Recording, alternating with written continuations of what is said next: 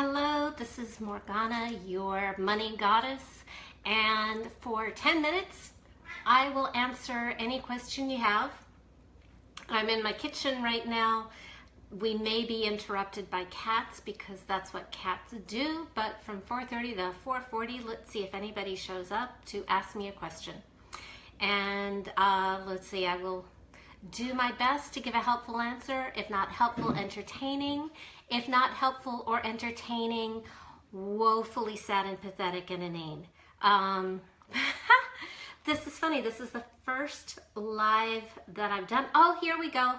Hello, Ava. So the game here is I just didn't want to invent any more content. So ask me anything. That's why I have my glasses on, because I have my grown-up eyes that can't see things without glasses. Hi.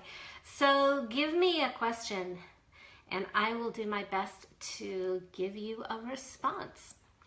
You get to determine the curriculum, of today's Facebook Live. I am doing a challenge, 21 Facebook Lives in 21 days. Ava is thinking, and I just got tired of coming up with stuff to say. So ask me anything about anything.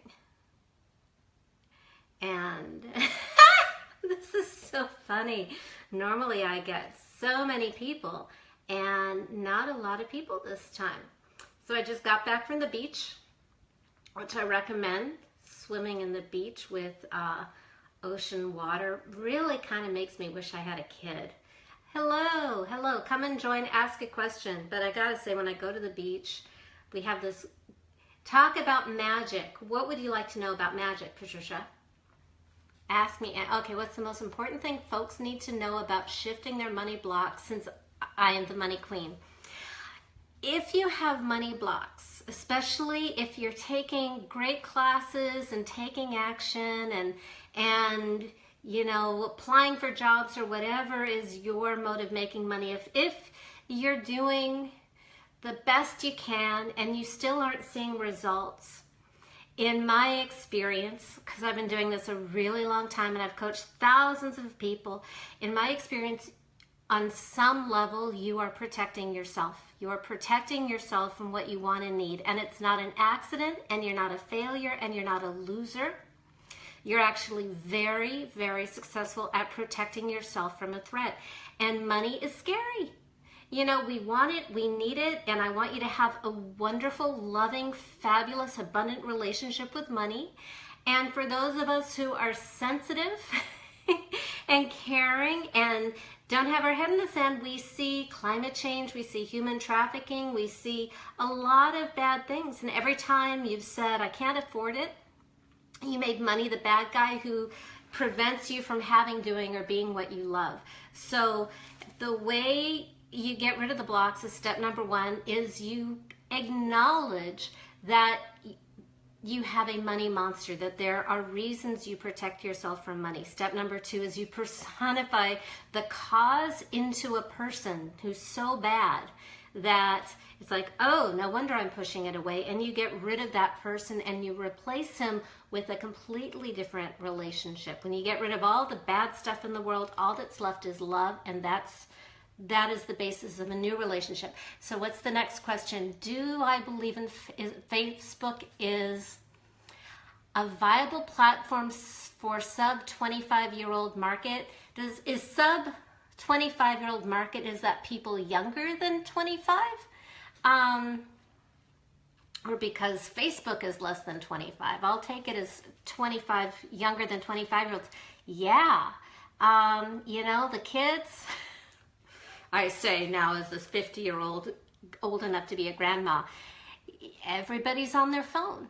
Really. I mean, we all live on our phones, and any way you can reach out to people on their phones, and if you're on Facebook, Facebook wants you to watch these live videos, and it'll get in your face to let you know that somebody you know is on Facebook. So the rules of marketing are the same whatever platform. Like anything is a viable platform. But what it isn't the platform so much as do you have the right message for the right people? If you aren't getting traction, here's what I would look like. Are you aiming the right message to the wrong people?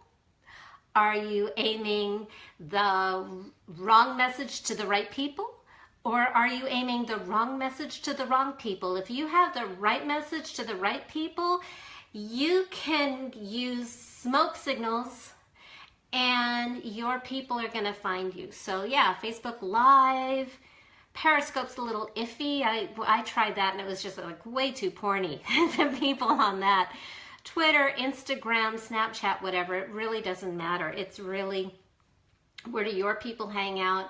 And honestly, under 25 hangs out everywhere. And do you have the right message for your people? Greg. Greg likes money, or at least what it can do, but you don't like chasing it around, collecting it, accounting for it. Any tips? Oh, I love you, Greg.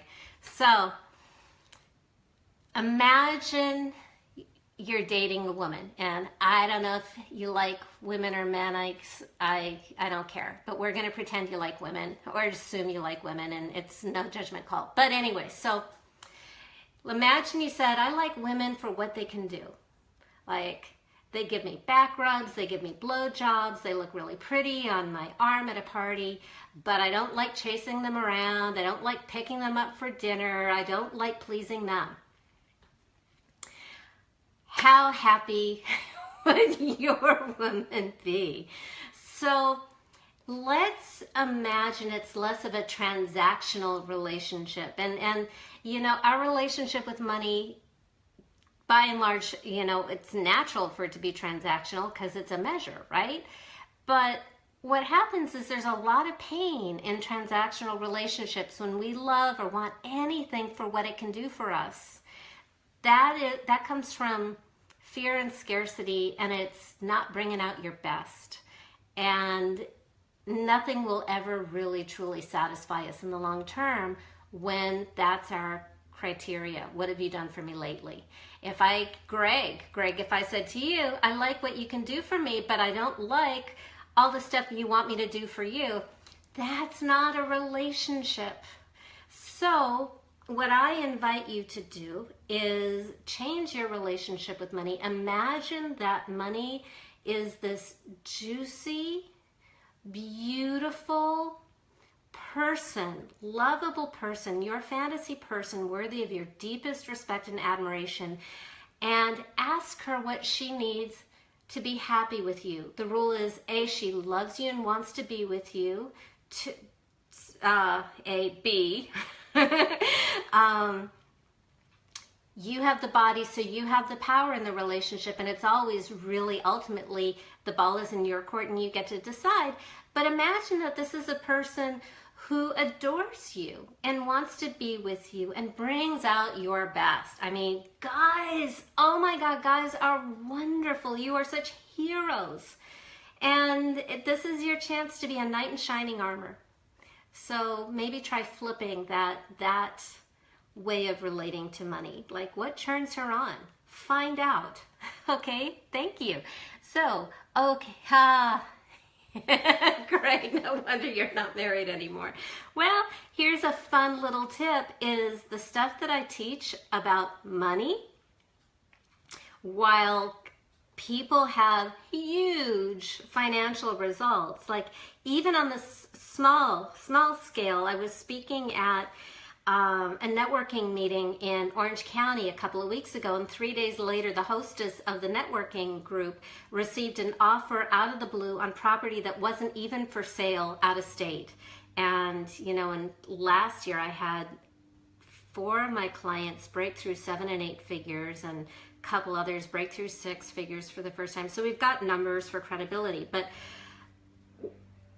what is really fun for me, being, you know, a silly, goofy, romantic girl, is that everything that I teach around money works in relationship to, in romance too. And I have a client who is in her second half of her 50s, so I guess her 6th decade, getting married this month for the first time in her life because of this process. Woo, I love that stuff. Okay, more questions, more questions. Let's see if I missed anything. Hello, Sunil, Julian, Guy. Thank you, Greg. Ava. Patricia, what did you want to know about magic? And I'll wait for a question and I'll answer it. Because I love to talk about magic. How are we doing? We've got about 2 more minutes. So, we've got 2 more minutes. Ask me a question. I am in my kitchen. We have my grandmother's pottery in the background. Stephanie just shared my video. Thank you, thank you. Greg Lee has learned its baby steps. Thank you. You have a money honey now. Instead of letting checks go stale, you deposit them right away. How does that make her feel, your money honey?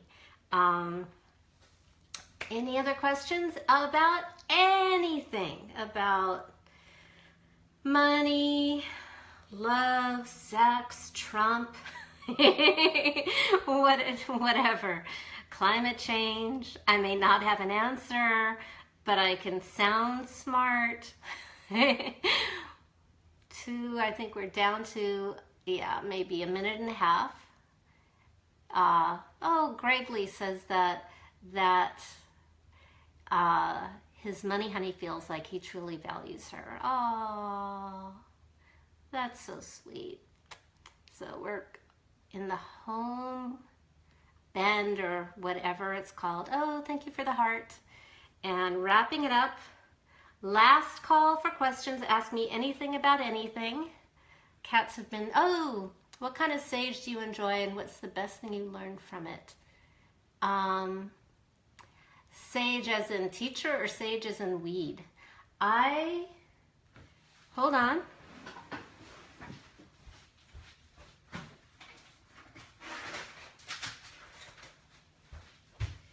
I happen to have a crazy magical husband, which is kind of wild because I'm like this really out there magical romantic person, and my guy is like this hot hunky manly guy, likes boxing and all sorts of like icky scary manly things like that, and he's more magical and more romantic than I am, which is weird. And he didn't advertise or broadcast any of that on his dating profile. But so I like this sage.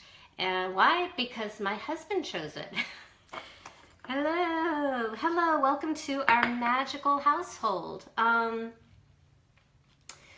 Yeah, you know, by the way, if you really want, oh, look at all those hearts. If you really want info on magic and love, my husband is the guy. He's been studying and teaching Kabbalah for over 20 years. Jewish Kabbalah with a K, Western Mysteries Kabbalah with a Q. Who knew that there were multiple Kabbalahs? Now I know. And yeah, he's Devin Galladay. He's on Facebook too. You want to, oh, look at this. We have somebody named Morgan Le Fay. Oh, I love you. I was going to be named Morgan if I was a boy, and my parents just didn't have the imagination in 1967 to imagine I could be a girl, so they added an A. Stephanie says, I love how your whole house is an altar. I guess it is. I guess it is. So, okay, we have our 10 minutes. Oh, imagination. When is my next retreat to Bali? May of next year. I wasn't even sure I was going to do it. Right now, there's this whole thing going on with a book proposal and a bidding war, and I'm you know, my plan is to have a New York Times bestseller in 2019, and so like my focus now is on writing this book and all that kind of stuff. And then I started getting applications for Bali from amazing people, and I was like, oh yeah, okay, I'm going back to Bali. That, and I'm still high as a kite from my last retreat. Still missing and loving those women. So yeah, I have actually the dates. Hi, Ashla. Hello from Imagination Nation. So yeah, go to beamoneygoddess.com and the dates are on the site because I live sort of outside of time and space and I don't even remember what the dates are, but it's mid-May. Honestly, I cannot wait to go back. I would love, love, love to go again this year, but I'm going to be writing the book. So I need to stay in LA. But yeah, it's my favorite thing in the world to do. I'm kind of a junkie. Hello, Galit. Have I ever considered doing a cruise retreat to Bali? No, I haven't. I never thought about it. No.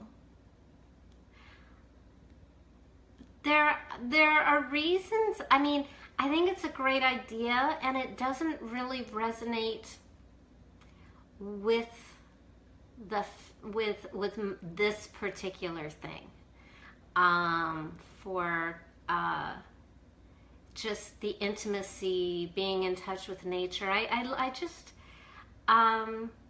you know, cruise ships are really big with a lot of strangers and a lot of their energy around, so I love the idea for something else, just not this. Thank you for bringing that up. That's gonna like be a seed in the back of my mind, and maybe I'll do something else on a cruise ship at some point. It's pretty neat. I spoke on a cruise ship years ago. Cindy, hello, Cindy. Cindy, by the way, way magical. Okay. And Eliana. So questions are over. Thank you for joining. I could honestly answer questions all day because I'm built that way and I need to go back to work. So I'll see you Facebook Live talking about something tomorrow. Namaste, y'all. Bye.